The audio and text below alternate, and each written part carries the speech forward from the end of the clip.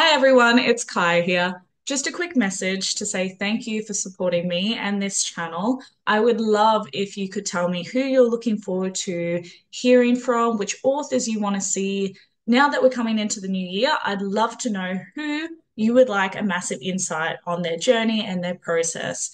I would absolutely love if you could also subscribe and share. I do run this channel on my own and I need a little bit more of a push and some more voices to help me get out there. So if you do find insight and resources and inspiration from this channel, definitely please subscribe and scream it to the world. I would absolutely appreciate it. Now, let's get to the main show. Let's go.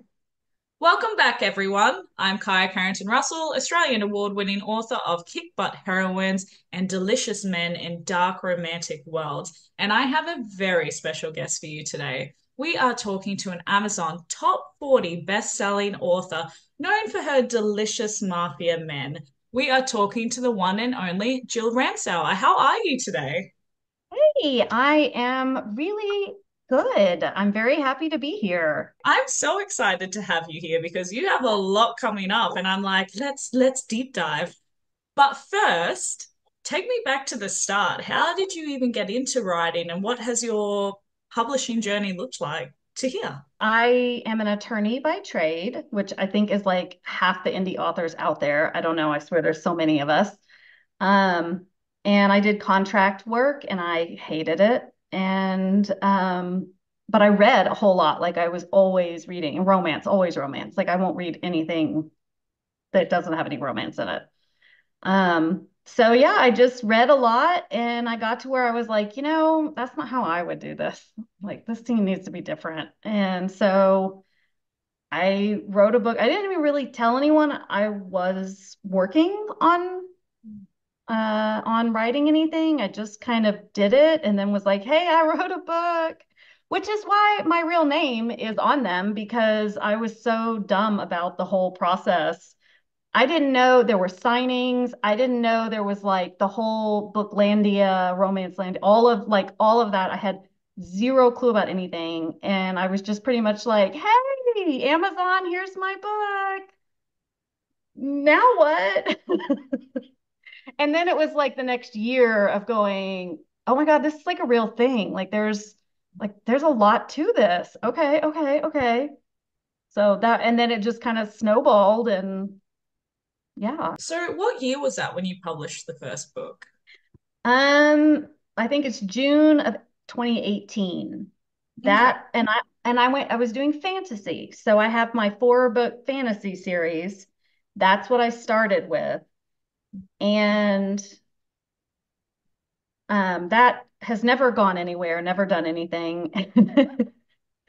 And I was just like once I kind of got the whole process under my belt and I was like, oh, okay, like I decided I was like, I really love dark romance and mafia and all that. I was like, let me start with that. And that had so much better response for me that I was like, okay, apparently readers, this is what they want me to do. And then that's just what I kept doing. Was the snowball effect then for you? Obviously, it was when you were leaning into dark romance.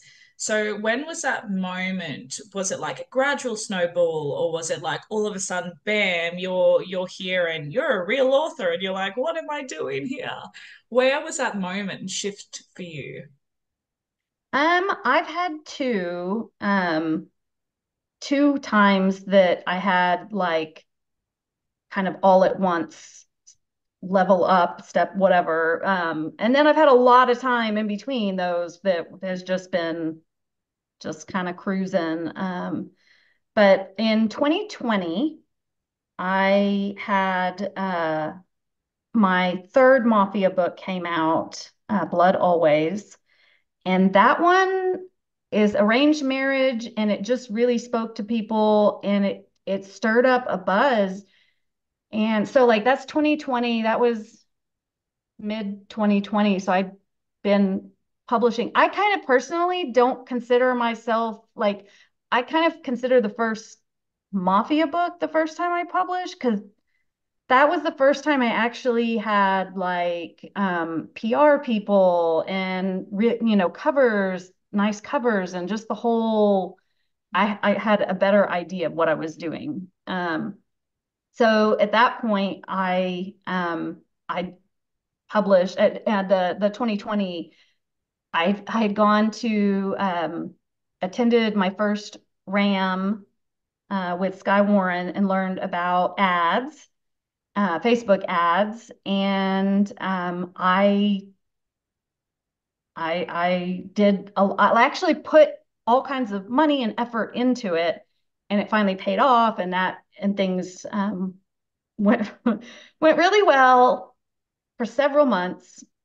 And then the US 2020 elections hit, and Facebook really struggled with the whole like what ads to be showing and not. They got in trouble like with the our federal government and all that.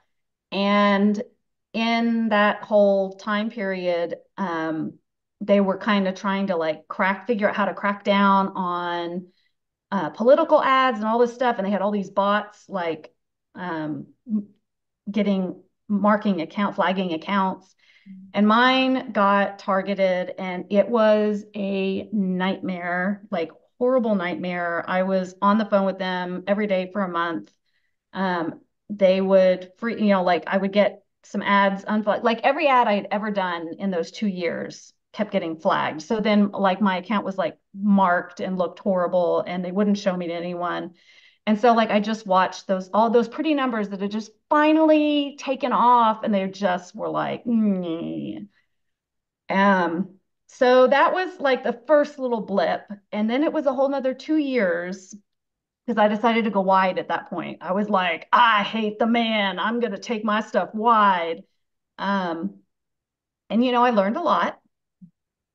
I also learned once I went back into KU that I could make a lot more money. When Silent Vows came out, that was my next big level up. I feel like my story is like how to make failure your bitch. Like that is my that is how I roll. Like I'm really good at doing stuff and then going, oh, that was like the wrong thing to do, but now I know what the right thing to do is, and like capitalizing on it. So um I put Silent Vows out there. I didn't even have in the blurb that she was mute, and that was like the hook that took off. And not until a month in, when I did a TikTok and I talked about that people were like, "What? She's mute?" And I was like, "Oh shit, I better put that in my blurb." So I went back and changed it, and then everything took off. But I was still wide for like 6 months while it was going crazy viral. I kept seeing so many people were like, "Oh man, but it's not in KU. Oh, it's not in KU. That's too bad." Like so many. And so then I was like, you know what? I'm going to try. I'm just going to go into KU. And I mean, my revenue like doubled once I did that. So it was just but even then it was from October when that book released until I in April was when I went fully into KU. So there was still like a 6 month span of it kind of building and becoming something. So it still doesn't feel real to me. Like I just sit in my office by myself, and it's weird that because I don't feel any different. So I don't feel like anything has really changed in a I love this. There's quite a few things actually I want to touch on way. because I'm like, girl, I love your failure as my bitch because it resonates so well. And I love that optimistic spin on it as well. Because hmm first, I want to start off with I love the naivety of releasing your first book. I mean, a lot of us have done the same thing. And it's really, I actually genuinely love watching new authors experience it for the first time because I'm like, baby girl, you have no idea what you're getting yourself into. But I I can't know. wait to see how their journey goes. And it sounds like it was very similar for yourself. You kind of there's a lot of like flailing around. You're trying to figure out what you're doing. You're like, oh, but this person's doing that. Is that the expected? What I hmm really like about this, though, not that obviously what happened with your ads, but I can say for myself as well, I've had a lot of massive obstacles. Amazon terminated accounts, social media accounts being taken down. All of these impact you so massively, and you're not ready for at the time that mental exhaustion as well, especially when you're depending on that income. You've got to really, well, the wheels going, it's all working, and when that is taken from you, you shit yourself, to be honest. You don't know what to do. Oh yeah. The first like 2 years, I was in the red like $45,000. And so now for the first time, I'm making money and like getting like repaying that and making money. And I was like, oh my God, yes. And so then when it starts going away, I was just like, no. I'm actually really grateful that you mentioned being in the red. So in the red 45K, this is not an abnormal story for anyone who is listening. It is quite Mm-mm. expensive to be in this industry.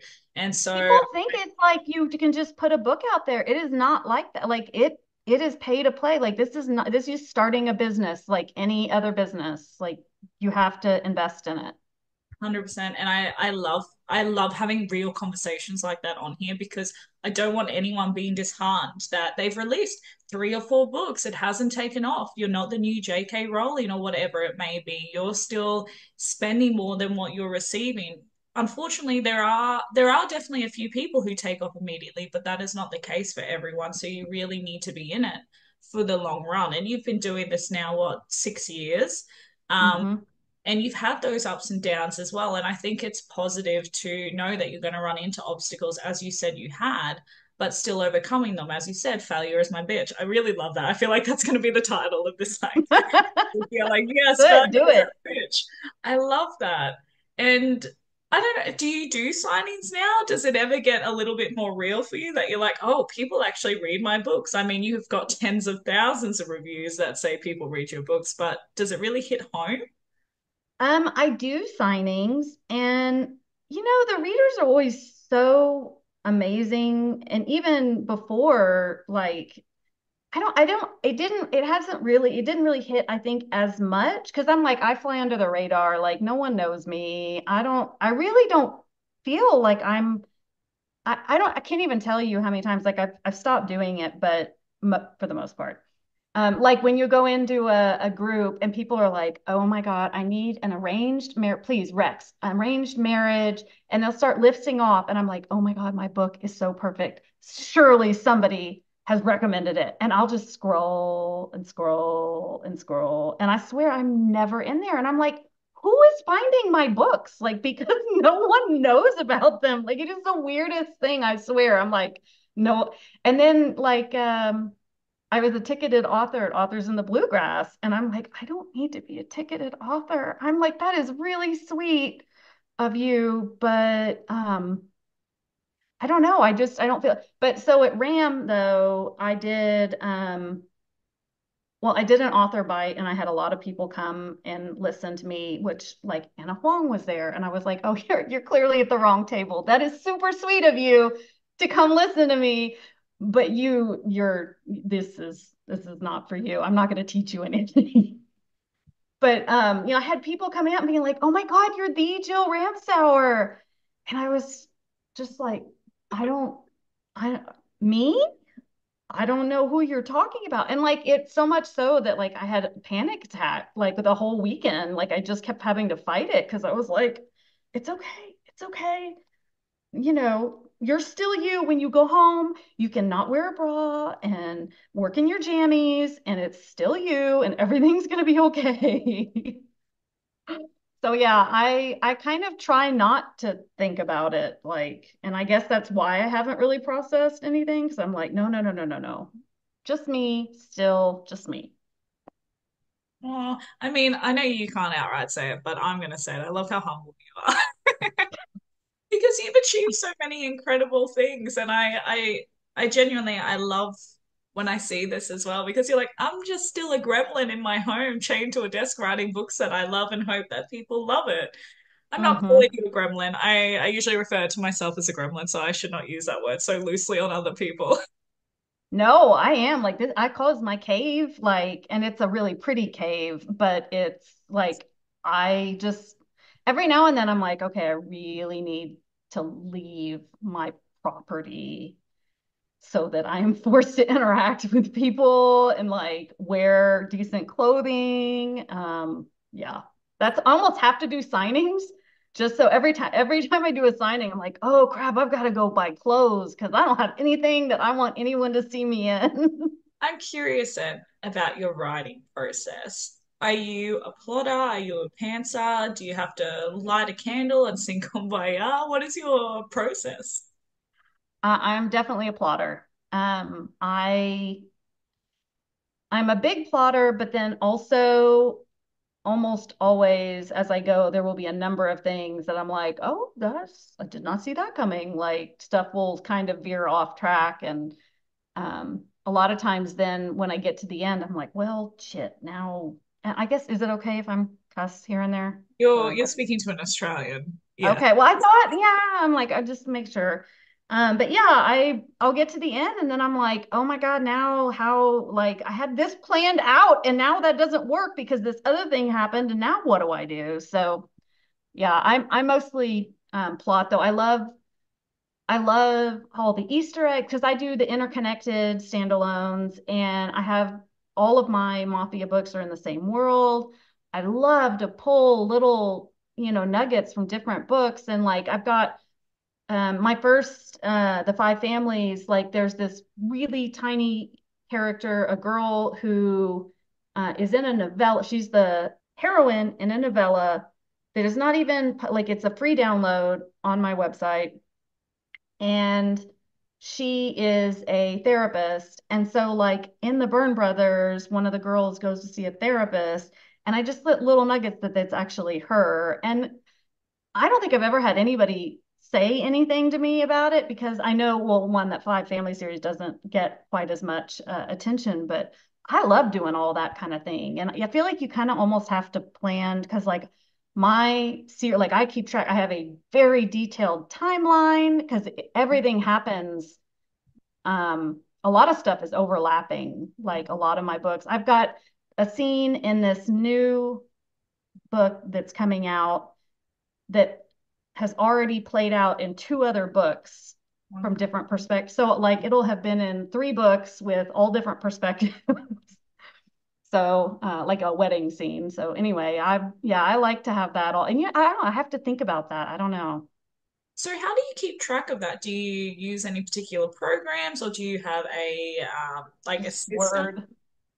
Just Word, yeah. Just Word Right. document, and I'll have, yeah, like, the character's name, and I've got their physical attributes and family connections, work, and I try and list all that out because there's no way to, like, I have to write it out. Yeah. I have no memory ability at this point. I don't know if it's age, if it's perimenopause, if I'm just like early dementia, but my memory is so bad. It's scary. Like I'm just gonna be sitting and drooling by the time I'm 70. I'm just gonna be like, "Hi, everybody." Well, I mean, when you're writing all these books and have all these characters running rampant in your head, I imagine. Yeah. I heard also, and I bring this up because I've recently been considering using it, is Scrivener. I use Word as well, but a lot of people have suggested Scrivener because I think you can add in like sort of details. So if you like blue eyes or whatever, so it kind of Mm, creates that. Um, yeah. and I was hoping that's what you would say because I was going to ask you how it is, but that's okay. We're both very old school on the Word, it would seem. Yeah. Yeah. It's basic. I'm real basic. Well, how long does it usually take you to write a book then? I'd say about 2 months for me, like writing, and then about a month of editing. But I go back through quite a bit. Like I tend to like, I don't know if you've ever sewn, but like you sew and you come back up through and you go and you come back up through, like that kind of thing. Like I'll get to a certain point and then I'm like, no, now I need to start back over and kind of edit and read. So like the first half of my books will have had so many more edits. And then I think because like by the end, it's really formed even that much more and I can just kind of shoot through it. But so like 3 months. I can't write fast like some of these people do. I can't. And even 3 months, like if I do the 2 months of writing, like I have to stay on top of myself. And this I find very interesting too, because like 3 months to turn out a book is pretty incredible. It's pretty impressive. And I think that there's a lot of comparison that happens within the industry. Whereas, if people are fast riders, that people are like, oh, but I want to be like that or I want to do that. And I'll be very honest, like I am one of those very fast riders. And I have friends all the time say, oh, I wish I could do that. But I'm like, but you don't. Like, I wish that I could be a more balanced author, such as yourself. Whereas I'm like, I come out looking like I've been hit by a bus, to be honest, once I finish writing those books, like, and I just feel like a blob and I struggle with balance. Whereas I look at somebody like you who has the 2 months of writing, then the month of editing, and I think that looks really nice and that sounds really balanced for your personal life and for your mind, body, and soul as well. So I guess that's going to lead to my next question, which is the big elephant in the room is, have you ever experienced burnout? Because so many of us do in this industry. I think there's definitely times that I feel burned out, but at the same time, I haven't like I haven't ever really hit a wall per se. Um, I figured out that for me, it works best to slow down. Like that was one of the things I learned with Silent Vows is I took the time because I had studied the publishing side of things, but I had never really learned about creative writing and storytelling. And so I sat down and read some books and like on the craft and really spent time looking at story flow and just all these different elements to it. And I felt like giving myself that time helped me put out that much better of a product. And then I almost didn't have to do as much marketing because it sold itself. And that was a huge lesson to me that um, it just worked better for me all around. And I started to get kind of caught up in it more recently, the like push and gotta have a pre-order again. Cause I was like, you know what? I'm not doing pre-orders. Like I'm giving myself the time to make a really good story. And I got swept up in it again. And I'm like, I'm not doing so this next book will come out and I will not have a pre-order set, I don't think, for the one after that. Because I until the book is done, like I don't want to do that. And I'm kind of a one book at a time person. And even when I am done writing, like I'll have that editing month. And I do really need that because it's my time to kind of clear my head. I like that though, you're checking in with yourself as well. You're having those conversations and some people deal well with pressure and some people do not. And I think we should normalize the fact that people don't have pre-orders as well, because I know plenty of friends who have recently made that decision as well. And they're Mhm. writing a lot more faster. They're writing a lot more joyfully because they've taken that pressure off themselves. So I love that you still kind of went back into it. Then you're like, actually, it's still hot. I don't want to touch that. Yeah, no, I think, and I kind of got off track on the, burnout question. I think it can be too much really easily. And that is something that my husband and I have very actively worked on. And that was part of the thing with you and I talked before we got started, but building my office was so that I could work more efficiently and try and get my work done and be able to shut it off and go home and then and have family time. Um, I still struggle a little with the balance. I don't know if I'd say a workaholic. My family would probably say I'm a workaholic. But I love what I do, so it kind of feels hard to like, it's, I don't know. But the burnout can be very real, and I think you have to really watch out for it. I don't think it benefits anybody to push yourself that hard. First, I want to say I'm so excited that you were able to build an office for yourself. For some reason, I'm like, I feel like that's author goals. Like that you're just like, this is my space I've created. I love that. It is. I really love it. Here I'll give a little mini tour. So that's my little kitchen, and then this is a bed so that if I need to stay out here, I can just like, and I got a little my fireplace, my Christmas trees, as we talked about, which are there all year round because that's how I roll. You see, get that You're back. my hero. But yeah, no, I have three kids. And now one of them, I'm getting to where they're college age, so it's not they're not around as much. But we have two dogs and two cats, and the kids and my husband, and it was just all the time something. And even if it's not them, it's like I walk to the bathroom and realize I need the dishes need to get done, or oh, I heard the laundry going, I should probably do that. And I was like, this is not fair because I'm working these long hours and also tackling the house stuff because I'm here. And so we really needed to separate the two. Um, and I did probably go a little overboard, No, I but don't think so. Treat I'm yourself. like, I work really hard and I deserved it. Yes, yes, you do deserve to have a Christmas tree up all day, every day. Yeah. No, and I love that was these are my little treat. We live in man, I guess you'd probably be kind of familiar. So I live in Texas in the Panhandle, and this is dirt country, flat dirt, no hills, no trees, blowing dirt. And I love the mountains. So this was my mountain retreat, and I will close the blinds and I'll put on like YouTube snow in the mountains like video. And that's how I'll write. And I like to pretend that I'm in the mountains. So that was kind of why kind of my inspiration for out here. I love that you've created this space for you. Like, you have no idea how I'm just like, I want to when I grow up. I love this.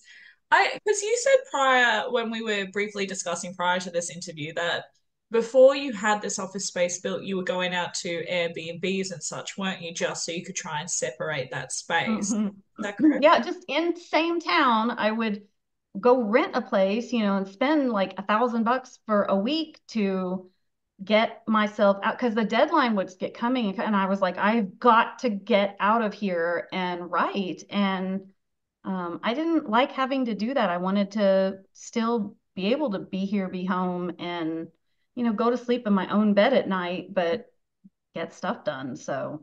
Keeping work-life balance. What do you delegate out?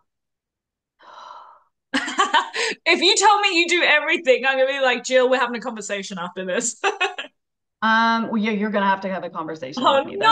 no. So yeah, no, I do way more than I should. And I would like to do less.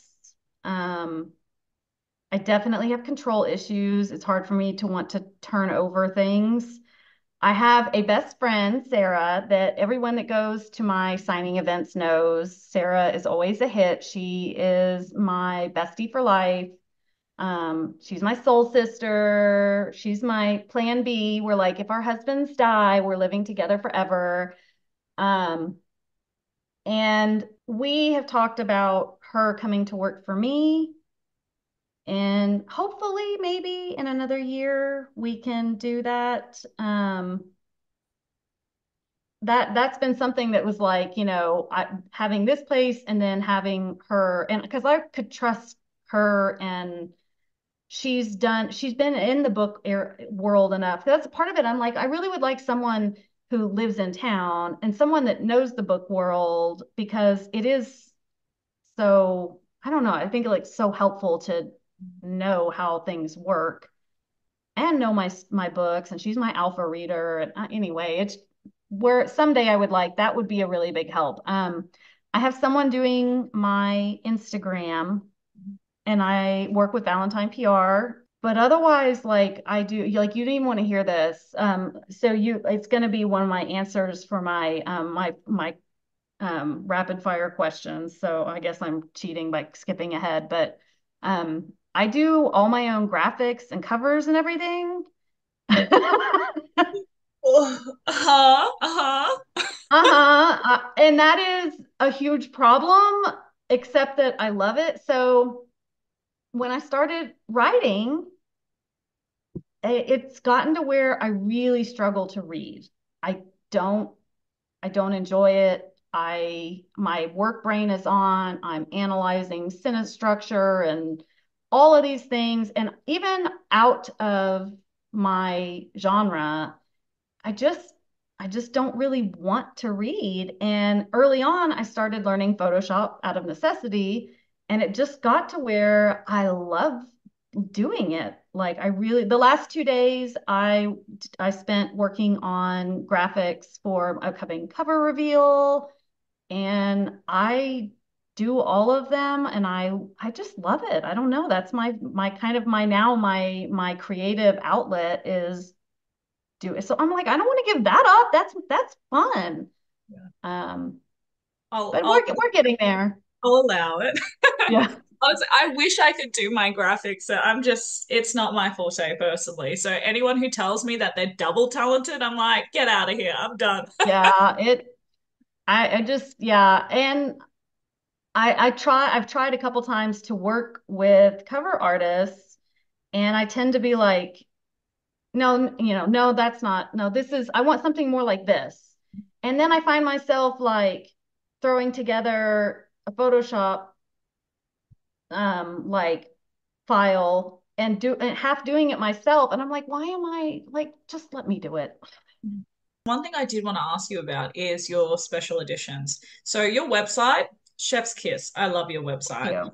And you have so many special editions and they're all stunning. So I was actually wondering if you have any advice, and I'm sure this will thread into probably you designing them yourself, but do you have any advice for people who are looking at special editions? And I also wanted to query as to why you thought it was important to sell directly from your website as well.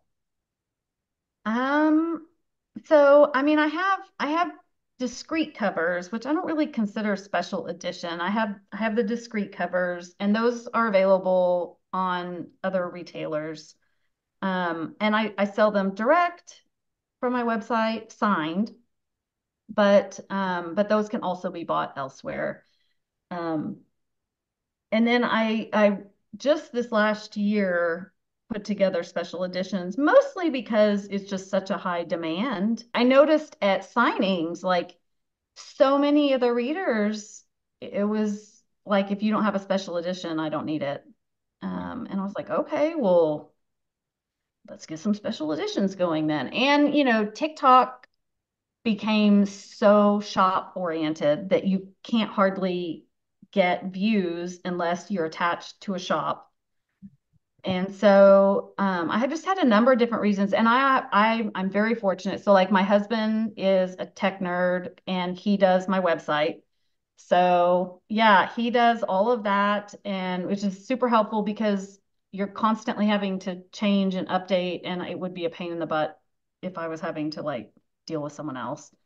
Um, but he has he runs family furniture store, and because we happen to have space, that was a big part of it. I was like, I can order in quantities and store and set up warehouse and the kind of make ready room and all that at the store. And so that wasn't like, I didn't have to do it here. And I've got teenage children and husband who were all willing and able to work for me and do that stuff. I think it's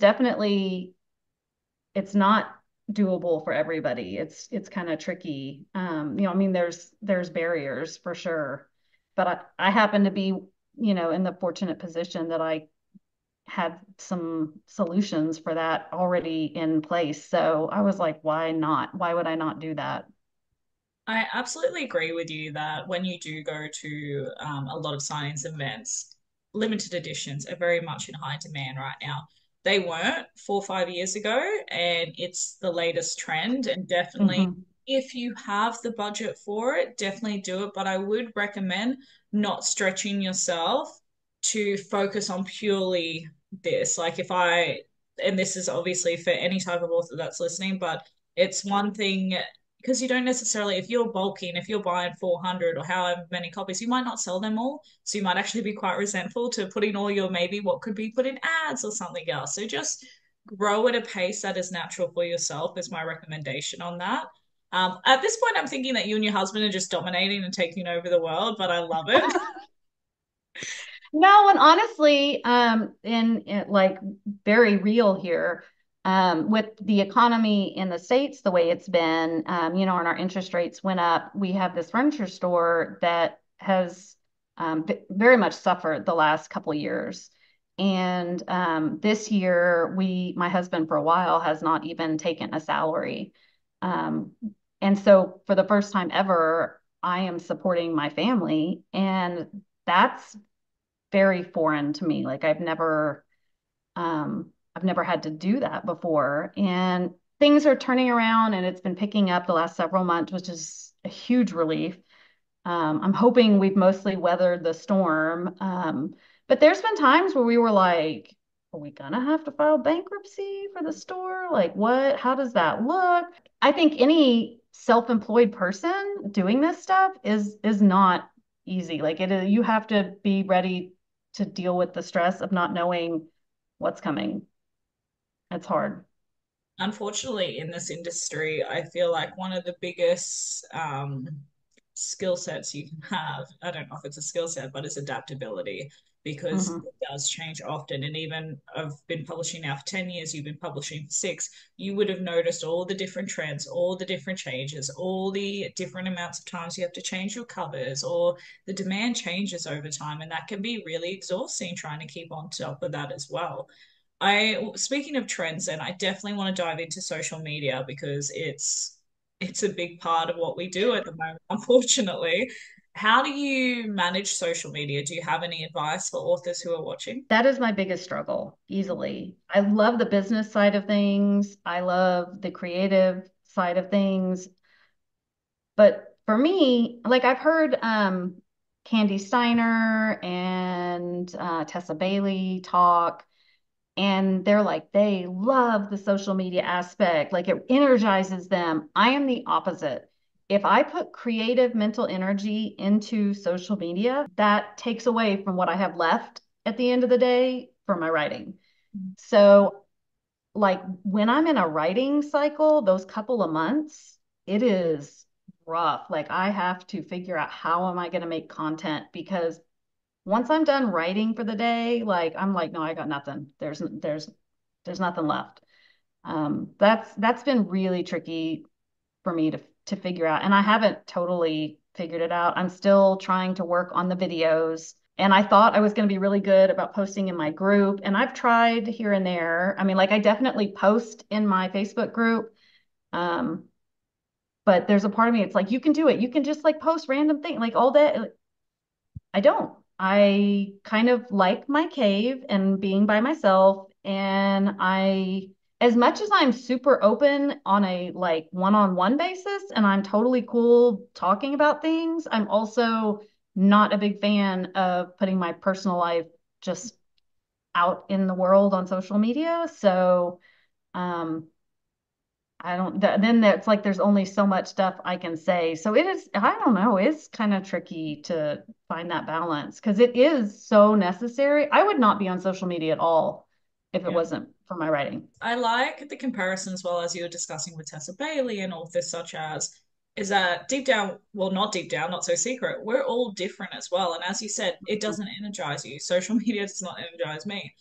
So you kind of have to find the balance. One thing that I do find a lot of people learn the lesson the hard way is that they become so obsessed with social media that their writing starts to get impacted by it. So you definitely have to find that balance, and just find which platform works for you. Like if it's TikTok, stick with TikTok. If it's Instagram, because as soon as you start trying to do all of the things, exhaustion will find you very quickly. Unfortunately, that sounded like a bad omen, like I was cursing somebody. But I'm like, we've all been there, we've all experienced it. So Yeah. definitely, and we've most likely experienced it more than once because we're like, oh no, it's fine, I could do it this time. No, let me peek a little bit at our upcoming release, which is Devil's Thirst, which is book one in your Moretti Men. Is it Moretti? Yeah. This is the second time I'm doing book one of the Moretti Men. So what happened? So I have my Burn Brothers series, which is what has gone viral, done really well. And everybody really wanted this one character, Shay, wanted her book. And I had planned to do a novella for her. And so then I was like, you know what? I'm going to do Shay's story, but she is going to be with this, the Moretti boss, and I will use her book to transition into this new spinoff world.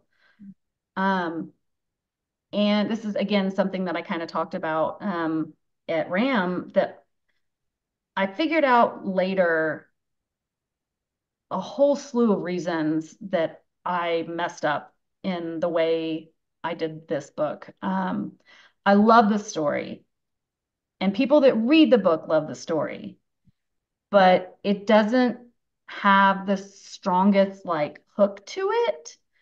This is a, when readers said they want a strong female lead, they mean someone who is strong in handling all their inner turmoil and all that. And I hadn't really thought about that. And I'm like, no, this one, she's going to be a badass just because, not because she's overcoming being, like assaulted or something like that. Like she doesn't have some horrible traumatic past. She's just awesome. And that I don't know if that had a whole lot to do with it or not. A big part, I think, I took that book and I was like, I'm going to take it, and there's two mafia characters, and I'm going to put them in the Canadian wilderness, and they have to be in one, shack and a one bed, and kind of took almost like fantasy, a whole different like genres, like it was a mesh. It wasn't super mafia. Yeah. And I'm like, okay, Jill, you have to know that if you're going to stray off this path, then people might not follow. And so between the book content and then making it the start of a new series, um, it didn't get the traction that I hoped for. And so like at RAM, I was like, you know what? I'm telling everyone this is what I'm going to do. I'm going to go back home. And that weekend, I went in and I changed my covers because I can do my cover stuff. I changed my covers, interior formatting, and I made it the fifth book in the Byrne Brothers series. And immediately the next day, my revenue for that book doubled, and it stayed up there, doubled.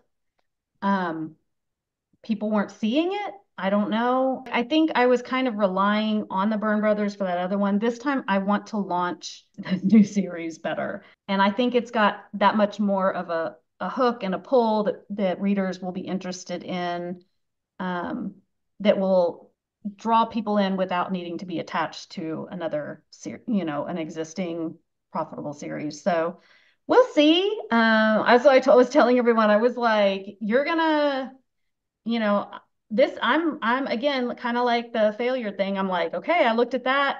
I spent months. I did like a 2 hour Zoom call with Estee Tilly, and I was like, okay, what you and I had releases really close together. Yours hit number 7, 6 or 7, somewhere there, and mine was like 139. What happened? What's the difference? Why? What did your book have that hers was first in a new series?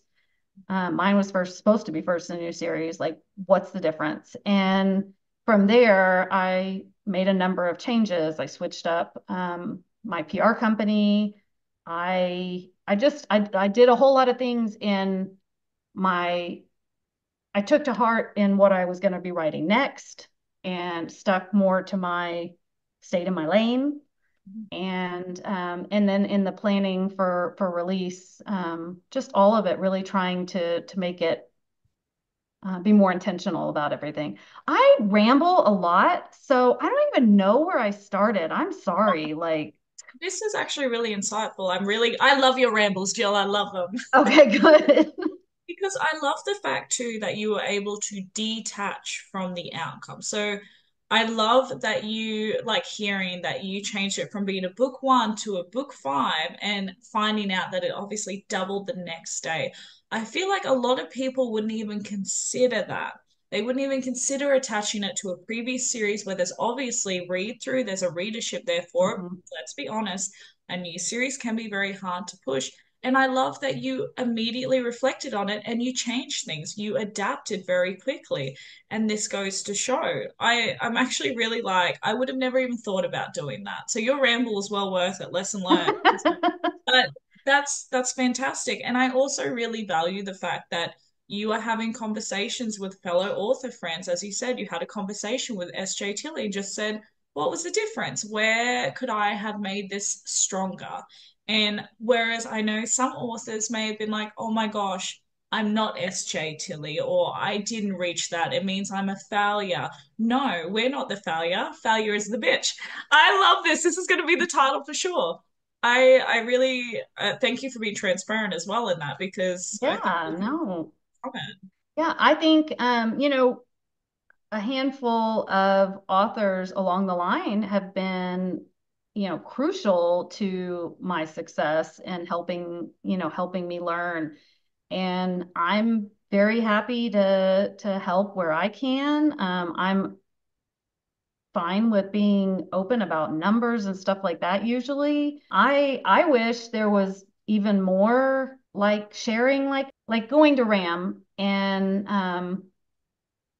seeing all these people all get together and they're all in their groups, or you even posts of stuff like, oh, we all went into this retreat together, and I'm like, that's so cool. Why don't I have a fun group? Like, again, it's like me in my cave.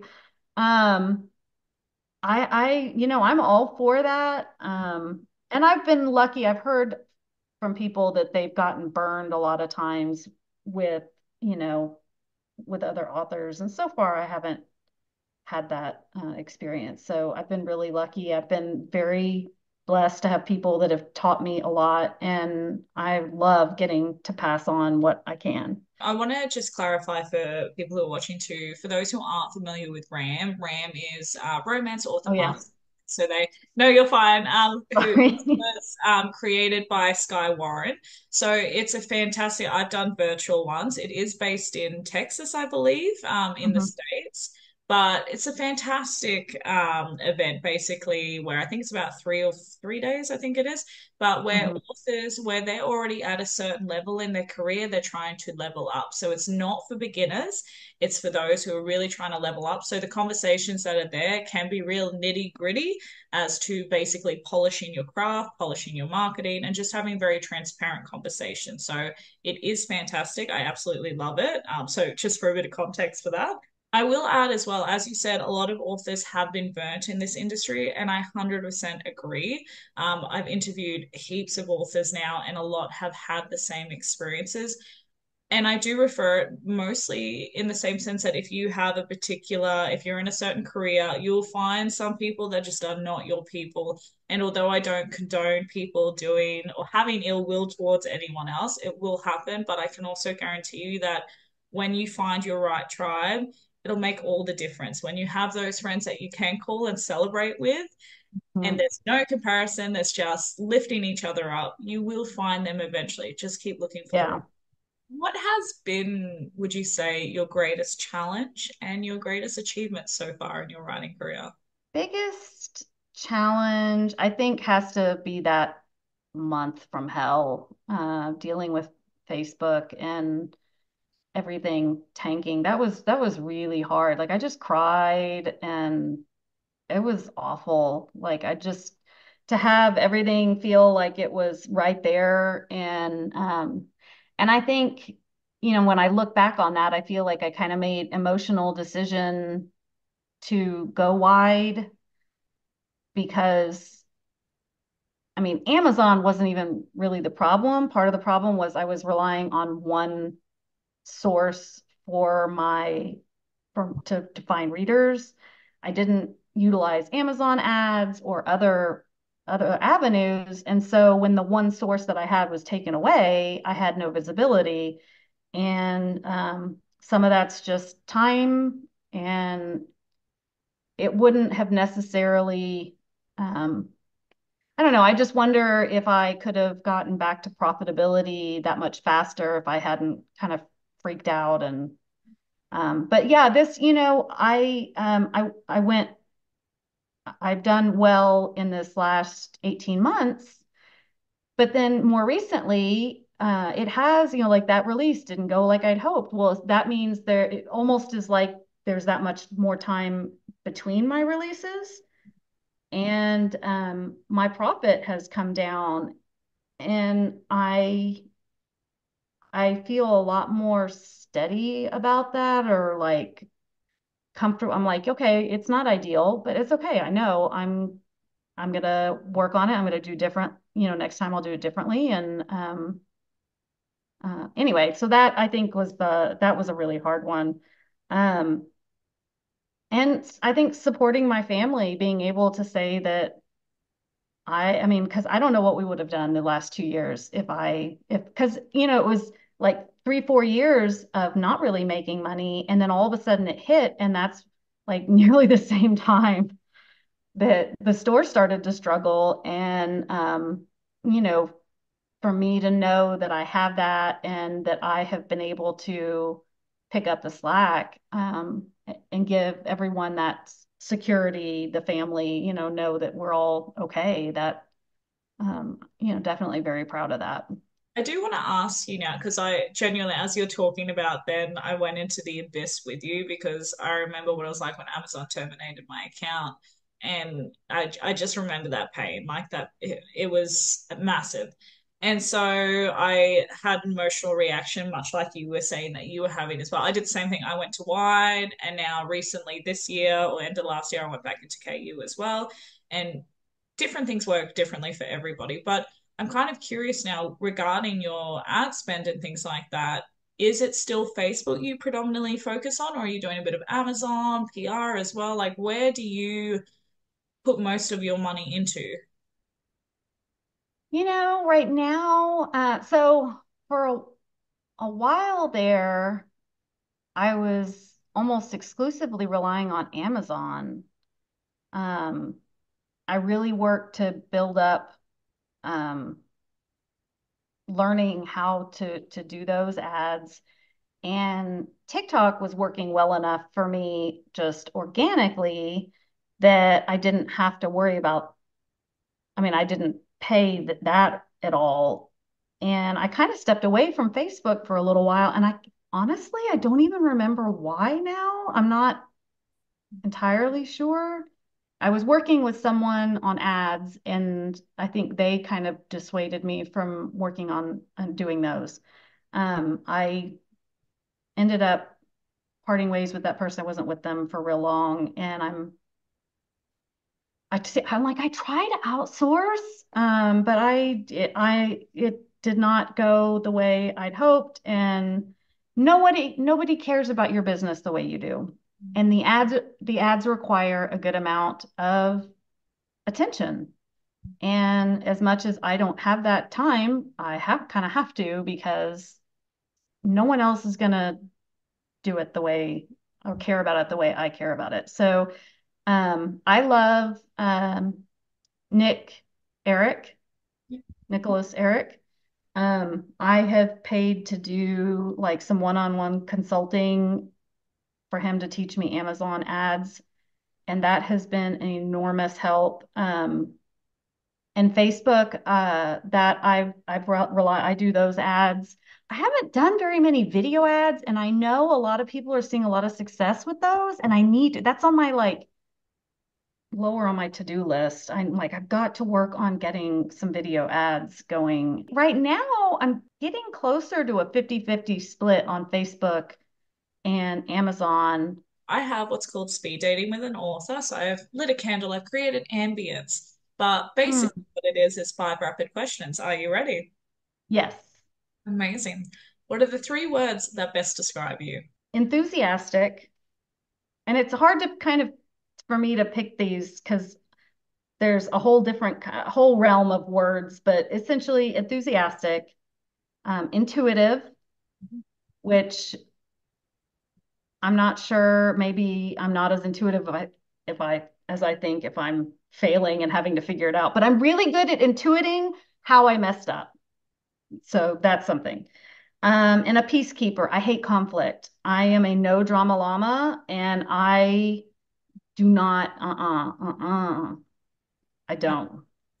No drama llama. We love it. No drama llama. Mm-mm. What is the song that best describes you? I would say High Hopes by, what is that? I'm like, who is it that does that? High Hopes by Panic at the Disco? No, is that who it is? I'm kind of ridiculously optimistic, and I guess that's partially why like and it makes me very, very persistent. I love being excited about things. So not even like with the business, I'm just always like anticipating the next fun thing. Like I'm like, oh, this is so exciting. Tomorrow I'm going with my daughter. We're getting our nails done. Like how exciting is that? And I love being excited. Like that's such a great way to live. So yeah, I'm high hopes, all the good things. I'm not gonna lie, I'm a massive optimistic person as well. So I'm just like, oh, I hear you. Yeah, no, and you can feel that energy off people. And I love it when I meet someone who's like good energy. That's why I said, like, do I vibe with a person? Like, I need that good energy because we feed each other. Yes, yes. Look at us, we're like, more, more.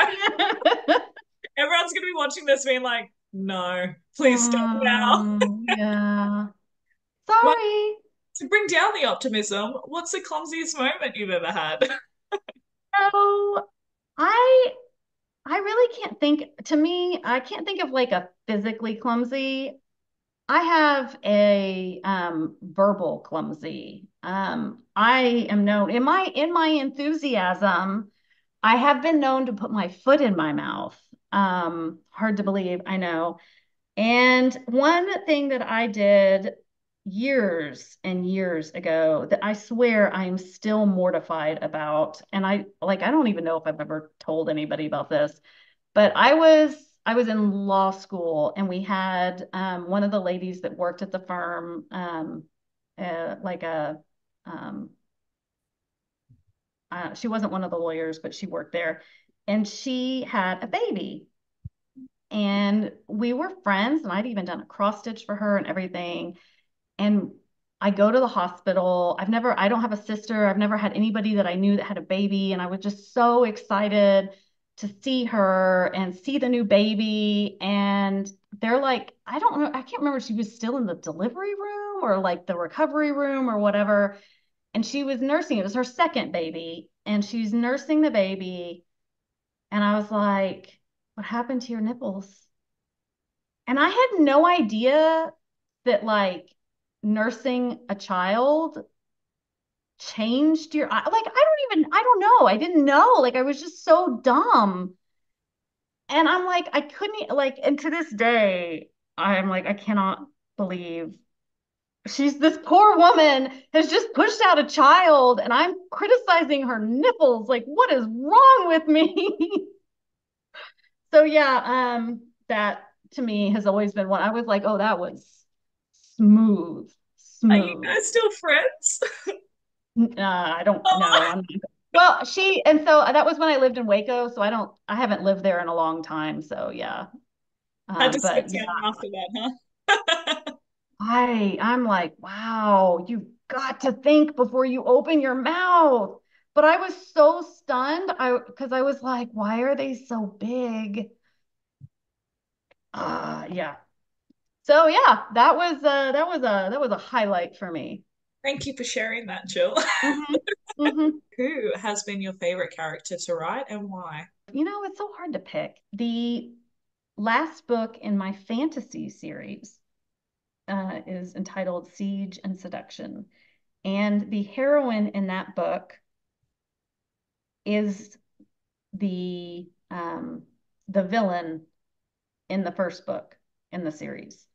And she is an outright villain. Like I had so many readers that were like, there's no way you can redeem her. Like I don't know why. Like I do not want to read that book. And I adore her story because I mean, it's an origin story to some extent and redemption, and it's um, action adventure, and it was fun, and she's saucy, and I just loved it. It was really fun, and I loved she just felt like such a well-rounded character. And like I said, like nobody reads these. Nobody re I don't care I mean, I rewrote them because at one point, I was like, I can make these better and people will read them. And at some point I was finally like, no, Jill, you have to let it go. Nobody wants to read these. And that's fine. Just let it go and move on. So if I was going to look at my mafia books, I would probably say actually there's Blood Always, the one that first took off, is the Maria.